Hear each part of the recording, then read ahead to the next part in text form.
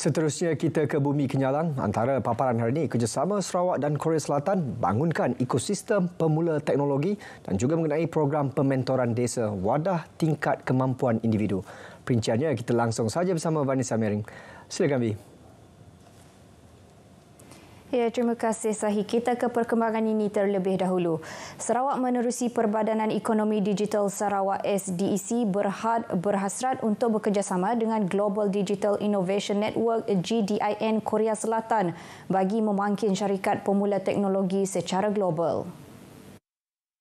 Menteri Utiliti dan Telekomunikasi Sarawak, Datuk Seri Julaihi Narawi, dalam satu kenyataan media yang dikeluarkan SDEC berkata, Sarawak ingin memanfaatkan kaedah pembangunan ekosistem pemula di negara itu yang bukan sahaja mampu menjana impak dalam pasaran domestik, malah di peringkat global.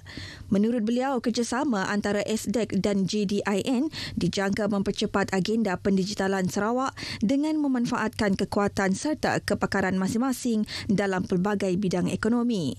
Ahad lepas, Datuk Seri Julaihi bersama rombongan telah melawat ke Startup Campus GDIN di Bundanggu, Panggio di Seoul. Rombongan turut disertai Timbalan Menteri Utiliti dan Telekomunikasi Datuk Liwan Lagang, Pengerusi SDEC Tan Sri Muhammad Moshidi Abdul Ghani, Ketua Pegawai Eksekutif SDEC Insinyur Teknologis Sudarnoto Osman dan Ketua Pegawai Operasi SDEC Malseni Jamal. Program pementoran desa merupakan wadah pemindahan pengalaman dan meningkatkan kemampuan individu dan institusi pentadbiran peringkat kampung dari segi pengurusan dan pembangunan. Timbalan Menteri Kemajuan Desa dan Wilayah Datuk Rubiah Wang berkata, beliau menyambut baik program ini yang akan memberikan nilai tambah kepada fungsi utama Jawatan Kuasa Kemajuan dan Keselamatan Kampung JKKK, iaitu membuat perancangan dan pelaksanaan projek atau program di kampung serta menggerakkan penglibatan komuniti ke arah pembangunan kampung yang dipacu masyarakat setempat.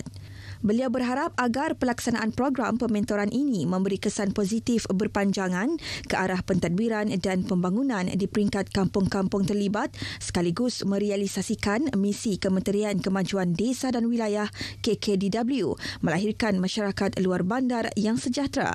Beliau berkata demikian pada perasmian penutupan program pementoran desa peringkat bahagian Semarahan tahun 2023 baru-baru ini. Tambah beliau yang juga Ahli Parlimen Kota Semarahan, program ini pada asasnya bertujuan mewujudkan lebih banyak kampung membangun dan sejahtera di samping dalam usaha mewujudkan kampung berdikari dan proaktif kepada perubahan serta mampu mengguna pakai kelebihan maupun potensi yang ada di kawasan setempat. Berkorban demi tugas, itulah pengorbanan yang dilakukan seorang pegawai perubatan dari Hospital Limbang yang tidak dapat pulang menyambut Deepavali bersama keluarga tahun ini. Dr. Dayanandan, anak lelaki dinakaran berasal dari Kuala Lumpur, meletakkan komitmen kerja sebagai keutamaan menabur bakti di Bumi Kenyalang. Mesra disapa Dr. Daya, beliau telah berkhidmat di Hospital Limbang selama 4 tahun. This time around memang ada banyak patient yang mata kan, yang ada masalah mata yang kritikal juga. Tetapi sebabkan saya seorang saja doktor mata di sini, membantu mereka lebih penting lah bagi saya. Okey. Tetapi next time around kalau ada replacement, bolehlah saya balik lama sikit. Katanya beliau tiada berasa keseorangan di perantauan kerana rakan sekerja turut bersama-sama meraihkan Deepavali. Deepavali di sini agak meriah juga. Sister di ward dapat memasak makanan yang sangat sedap, masalah autentik Indian juga. Terus kawan-kawan pun datang meraihkannya dengan saya. It's very nice lah, sangat bagus. Di Limbang ni saya tengok dia ada banyak masyarakat majmuk. Contohnya chief nurse saya sendiri, beliau berkahwin dengan orang beliau bangsa Lun Bawang tapi beliau berkahwin dengan orang tempat orang India sendiri, dan jadi dia makanan-makanan India yang saya ingatkan tak akan dapat, tapi tidak sangka juga datang di Sarawak pun masih lagi dapat lagi menikmati. Dan saya rasa ini adalah satu pengalaman yang menyeronokkan kerana kami dapat berkongsi budaya dan agama dengan pelbagai bangsa majmuk di sini. Sulumah Dali, 58, berbangsa Lun Bawang telah berkahwin campur dengan suaminya yang berbangsa India. Menjelang Deepavali, Sulumah yang bekerja sebagai jururawat kanan di Hospital Limbang akan menjamu rakan sekerja dengan makanan India. Setiap hari Deepavali menjelang, perasaan untuk merayakan Deepavali itu memang ada. So, apa yang kita buat, kita akan membuat masakan lah. So, masak yang kita buat pun adalah masakan cara India. So, selalunya kita akan membuat masakan dan tidaklah banyak sangat, tapi kita akan membuat masakan tu bagi dengan staf-staf untuk makan lah. So, bila kita tengok staf seronok makan, kita pun sangat seronok tengok. Meraihkan Deepavali di Limbang satu keunikan. Pelbagai bangsa dan agama turut meraihkannya. Ini Barakum Banakal, Deepavali Nagatega. Seorang guru berumur 40 tahun berdepan hukuman penjara tidak kurang 20 tahun selepas didakwa mencabul 2 pelajarnya di sebuah sekolah menengah di Kuching semalam. Menurut Pesuruhjaya Polis Sarawak, Datuk Manca Atta, dalam laporan yang diterima pada pukul 3 petang itu, cikgu yang juga warden sekolah itu telah menyalahgunakan kuasanya dengan mencabul 2 remaja lelaki yang berumur 15 tahun. Memandangkan si pelaku adalah seorang guru, dia adalah seorang yang mempunyai hubungan amanah dengan mangsa yang membawa maksud mangsa berada di bawah pemeliharaan, pengawasan atau kuasanya seperti mana peruntukan di bawah Seksyen 16 Akta Sama memperuntukkan hukuman tambahan penjara tidak melebihi 5 tahun dan tidak kurang daripada 2 sebatan. Dalam laporan itu, mangsa mendakwa suspek telah membawa mangsa ke rumahnya dengan tujuan menjaga mangsa ketika demam dan mencabulnya ketika sedang berehat dan mandi. Suspek telah diberkas di rumahnya petang semalam. Datuk Manca mendedahkan kes itu dalam sidang media di Kuching pagi tadi. Suspek disiasat di bawah Seksyen 14A Akta Kesalahan Seksual terhadap Kanak-kanak 2017, Akta 729 kerana melakukan amang seksual fizikal terhadap kanak-kanak. Dalam pada itu, Datuk Manca turut mendedahkan telah menahan 26 warga asing kerana terlibat dalam sindiket pusat panggilan perjudian di Padawan. Ia hasil daripada 3 serbuan dijalankan pada 7 dan 8 November ini tadi. Kesemua suspek berumur antara 18 hingga 33 tahun dan 3 daripadanya adalah wanita.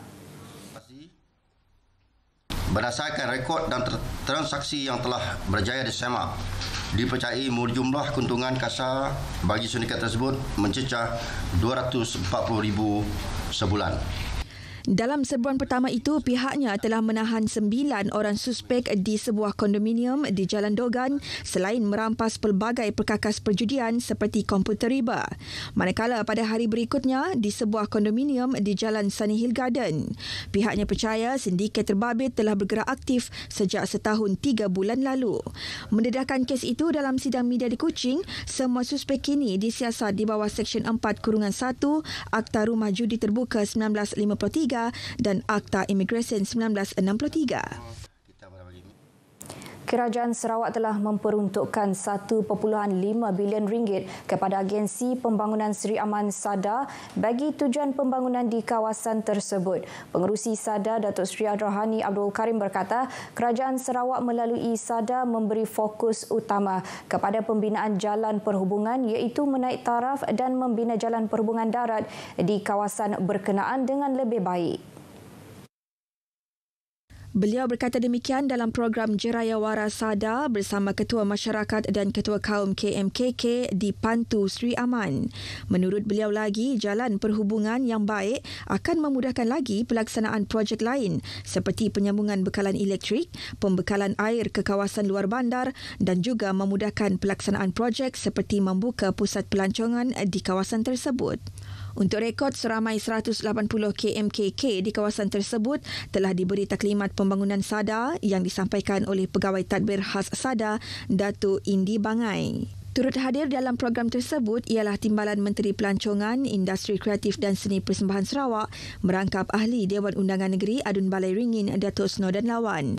Beliau menerangkan kepada penduduk bahawa projek untuk menaik taraf pam air di loji perawatan air pantu telah dirancang dan akan dilaksanakan dengan anggaran kos berjumlah 1.4 juta ringgit dan loji tersebut dapat membekalkan air kepada kawasan yang belum mendapat bekalan air bersih di kawasan berkenaan. Lebih 1,300 peluang kerjaya bakal ditawarkan pada Expo Kerjaya My Future Jobs at Semarak Belia Sarawak di Bintulu pada 25 dan 26 November ini. Menurut infografik yang dimuat naik di laman Facebook Unit Komunikasi Awam Sarawak, Expo tersebut akan berlangsung di Dewan Sri Kenyalang, Universiti Putra Malaysia Kampus Bintulu, UPM-KB. Ia akan bermula dari 8 pagi hingga 5 petang. Antara aktiviti yang diadakan ialah siri seminar kerjaya, temu duga bersama majikan dan bantuan penyediaan resume. Expo berkenaan merupakan anjuran Kementerian Belia, Sukan dan Pembangunan Usahawan bersama UPM-KB dan Pertubuhan Keselamatan Sosial Bintulu. Justeru para pencari kerja khususnya dari sekitar Bintulu, Tatau, Sebauh, Mukah, Miri dan seluruh Sarawak amnya dialu-alukan untuk mengunjungi Expo terbabit. Mereka dinasihatkan untuk membawa bersama dokumen berkaitan seperti resume, gambar berukuran pasport dan salinan sijil akademik. Perkongsian itu tadi mengakhiri berita dari Sarawak.